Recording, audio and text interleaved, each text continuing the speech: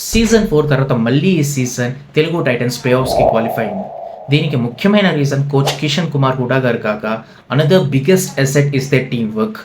Riders వాళ్ళు తేగలిగిన points తీసుకురాగా defenders ఈసారి రైడర్స్కి మంచి బ్యాకప్ ఇచ్చారు. రైడింగ్ డిపార్ట్మెంట్ విషయానికి వస్తే భరత్ హూడా 157 రైట్ పాయింట్స్తో లీడింగ్లో ఉండగా కెప్టెన్ విజయ్ మాలిక్ విత్ 146 పాయింట్స్తో ఉంటూ టీంని ముందుకు తీసుకెళ్లారు. విజయ్ మాలిక్ ఒక presence of mind and game brilliance వలన తెలుగు టైటన్స్ ఈసారి ప్లే ఆఫ్స్కి క్వాలిఫై అయ్యిందనే చెప్పుకోవచ్చు. ఇది ఇలా ఉండగా వాళ్ళ డిఫెన్స్ శుభన్ షిండే బ్రిలియంట్ పర్ఫార్మెన్స్తో 33 ట్యాకిల్ పాయింట్స్ తీసుకొచ్చి డిఫెన్స్లో లీడింగ్ ఉండగా అంకిత్ జగ్లన్ 31 ట్యాకిల్ పాయింట్స్ తీసుకొచ్చారు. ఇది ఇలా ఉండగా అజిత్ పవార్ తన హార్డ్ డాషెస్తో మంచి కాంట్రిబ్యూషన్స్ చేయడం మూలాన తెలుగు టైటన్స్కి ఈజ్ అన్ అండర్ రేటెడ్ అసెట్గా మారాడు. ఈ టీం ఇలా పర్ఫార్మెన్స్ చేయడం మూలాన టాక్టికల్ డెసిషన్స్ తీసుకోవడం మూలాన ఈసారి ప్లే ఆఫ్స్కి అది క్వాలిఫై అయింది.